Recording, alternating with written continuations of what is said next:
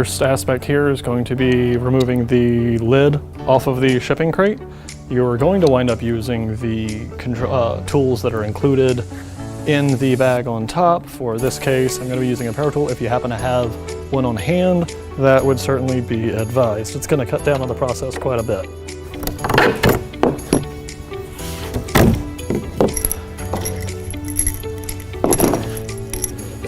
Yeah, we're just going to go up, over, down.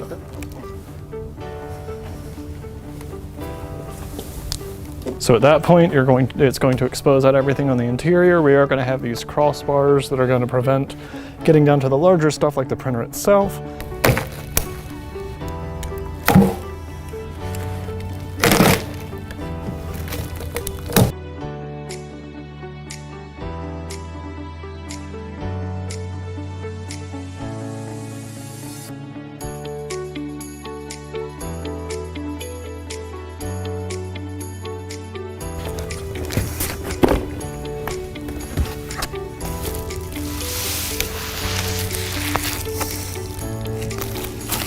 All right, now that we've got everything that is loosely accessible and removed, we're gonna continue on to take the bolts out of the bottom. The two options here are either taking the entire thing piecemeal, or if you have enough hands to work with it, just take the ones off the bottom and lift straight up. Some of these are gonna be mounted upside down, so we're gonna have to go by hand on those, but all the tools in the kit will give you everything you need. There's the ratcheted wrench as well. It's going to help out this specific aspect.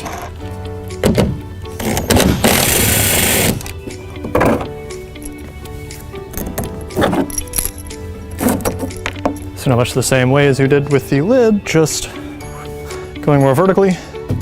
We're going to grab this and run it straight up, making sure that we lift it high enough that the base of the crate can clear the top of the printer.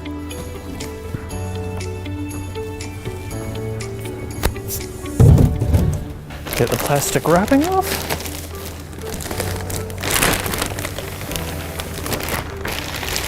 And while certainly not mandatory, it would be advised that you use the plastic for all of your bits of foam. All the little trash, so it's just easier to clean up after the fact.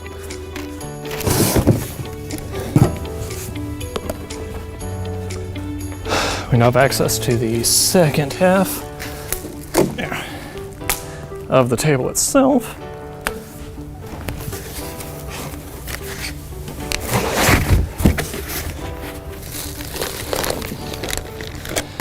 Instruction manual and basic cabling. Even include some tape now, which is useful. Yep. All right.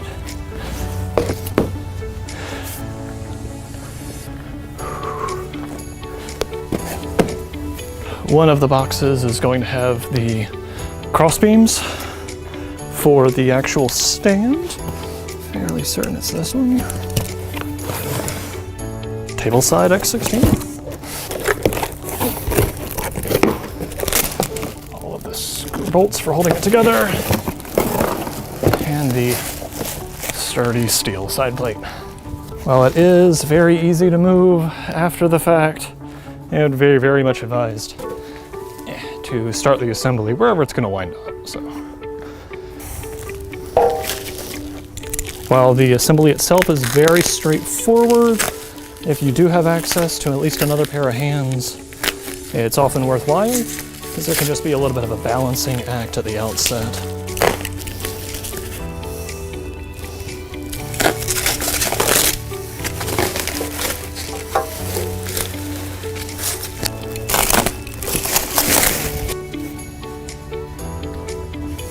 Okay, so now we're ready to actually assemble the stand for our Xante X-16 printer. We're going to wind up with a section with a single bar. That's going to be our front. The section with 2 bars is going to be the rear. The padded feet versus the squares at the top with the sockets. These sockets are where the feet of the printer are going to sit into to keep the whole thing stable.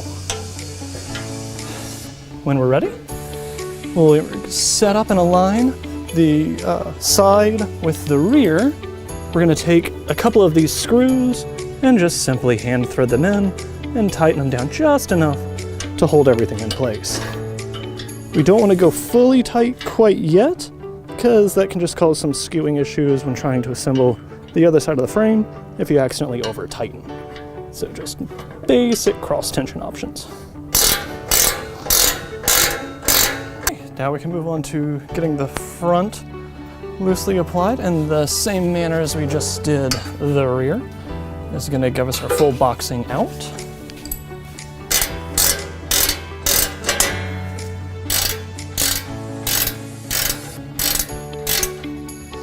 Now we can move on to getting the shelf into its place. And from here we just continue on the same basic process. Hand tighten, and once we get everything in a roughly secure position, then we can move on to finally getting everything completely locked into place.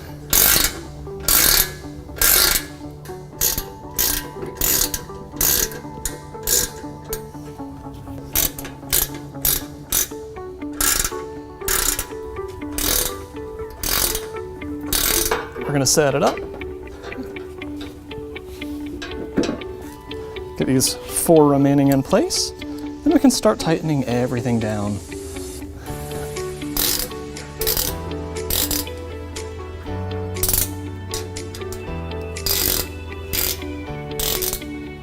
Okay, so now that we've completely assembled our stand, we've made sure it's nice and secure, got our shelf in place for any storage that we might need. We're ready to bring the stand to where the printer is going to be installed, and then just mount the printer up onto it. Now, we can ignore these 4 screws in either plate, focus only on these. They come out fairly simply, but once we get all of them removed, there might be a little drop down that occurs to fill in that gap. No big deal there. What we are going to pay attention to, however, is that attached to the same feet is where we will find our hand grips. Again, getting these out, it's about as straightforward as it's going to be. Use the star joint, or the star bit that comes in the repair kit, and just pop them in.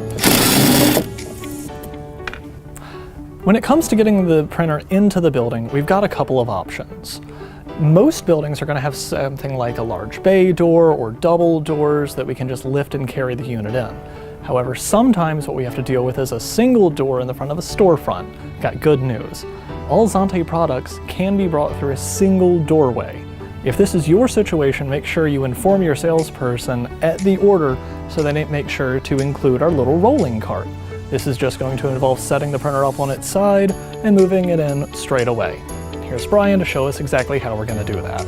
Put the red block in, stabilize the table here.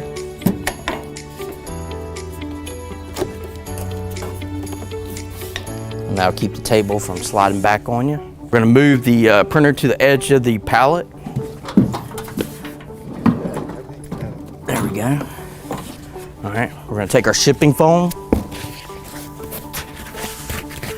place it on the back side of the printer.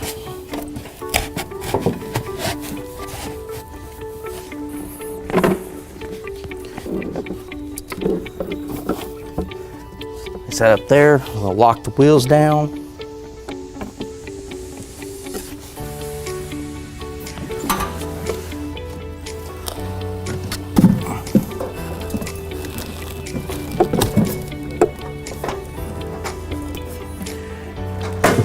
Okay, good. Okay. We're gonna unlock the wheels. All right.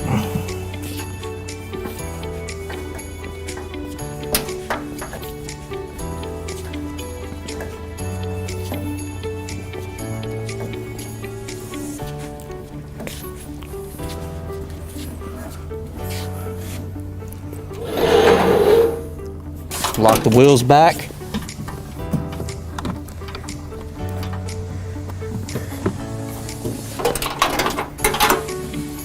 Ready?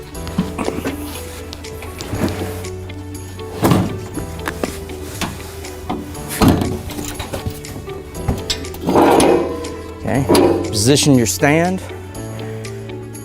front, back.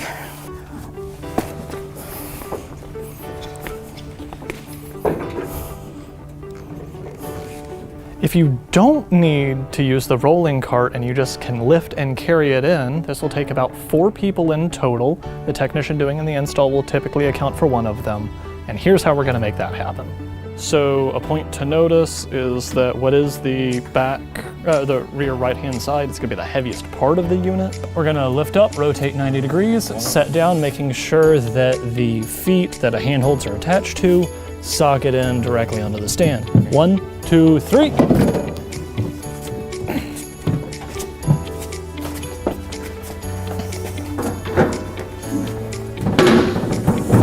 I'm in. I'm in. Yep, we good. All right. From here, we're going to move on to getting power and Ethernet connected to the unit, get all the plastic off, make sure that we fully remove the cardboard from the bed before activating, and then we can move into inking up. The last major thing before we apply power to the unit, we have this little shipping bracket. That is what is going to hold the print head carriage in place while it's moving.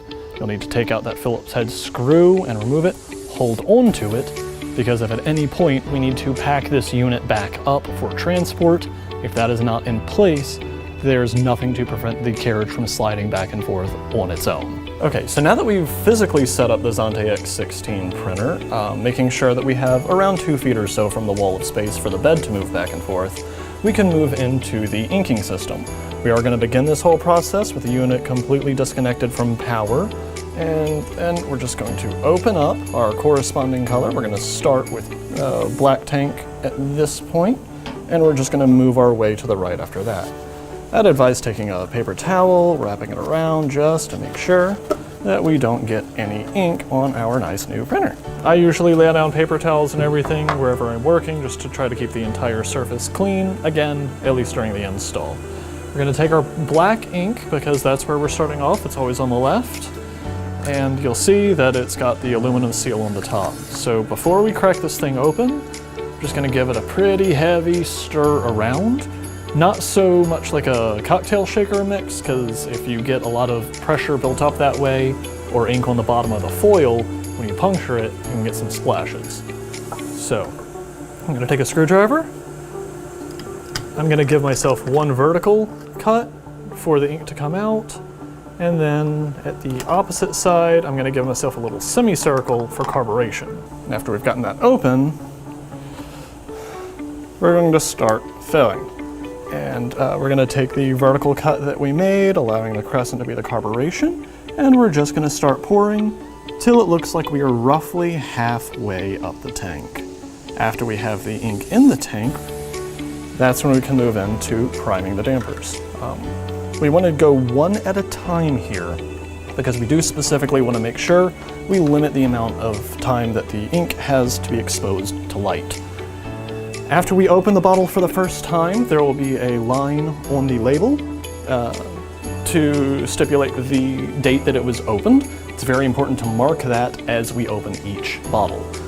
Now we can move into the real priming up of the dampers. We're going to do this with the power off, which means that if we've already got that shipping key removed as we should have, we'll be able to by hand move the carriage back and forth and then go 1 at a time here. So a few extra things to note on when picking a space for this, and it goes along with why we only want to have 1 of those bottles ever open at a single time, is since these inks are UV reactive, keeping in mind things like placements of windows in relation to the unit, extra lights, anything beaming down on it.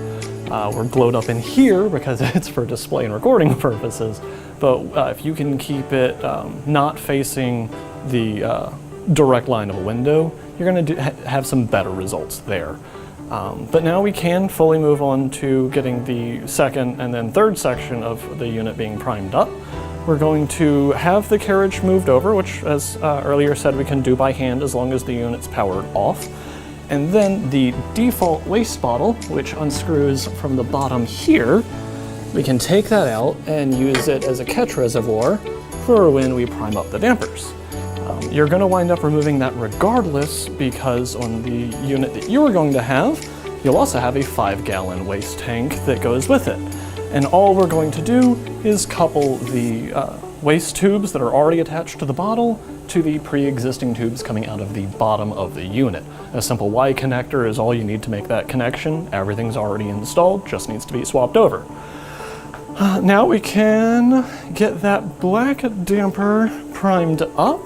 We're going to take one of the syringes out of your repair kit and just gently rock the damper up till it disconnects from the bulge there. And at the base, we have that little bit of rubber grommeting. We don't want to fully puncture into it. All we want is enough pressure to allow us to pull ink through the system. The way I typically grip this, but it's different and more comfortable for each person, is I take 3 fingers, get the triangle going there, which gives me the bottom 2 to hold onto the syringe. This is what allows me to hold the pressure that I need without risking puncturing in and giving all of my force onto the pull. So as we pull, we'll see a little bit of collapse in the damper, and as soon as we have some ink come through without any bubbles, we are good. Gently rock it back into place, and you can use the brass fittings on the ones adjacent to it to inform exactly when you have your position correct. As long as it sits still, we're okay. Take the old ink, drain it into the default waste bottle, and then when you're ready, you can dispose of that as per your local ordinances. Now, we can clear off the bed because we're moving into the section where we're going to power it up. And as soon as we power it up, that carriage is going to start moving back and forth on its own as part of the initialization process. So close up our lid here, make sure our inks are sealed up good and tight, and now we can move into just getting power and network connected to the printer. One specific thing to note is that you're going to have a sticker right here next to the Ethernet port. It's going to stipulate one of 2 things, either static IP address or set to DHCP enabled. DHCP is when the printer is going to echo out onto your network, be assigned an IP address, and it should most likely automatically populate up inside of IQ all on its own. When you ordered the machine, if you do have a static IP network, everything very locked in, during the ordering process, they would have given us a static IP to apply to it, which will be locked into the unit out of the factory. If the unit does not automatically add into IQ when powered up, then you can go to the setup, add printers, or file, add printers remote IQs, enter in the IP address on that sticker, hit check, and the IQ should populate the printer into itself. But now, we're going to start with power and the Ethernet. Hit the rocker switch, and then the power switch at the top of the side panel. Once we have that engaged, the system is going to go through its initialization process.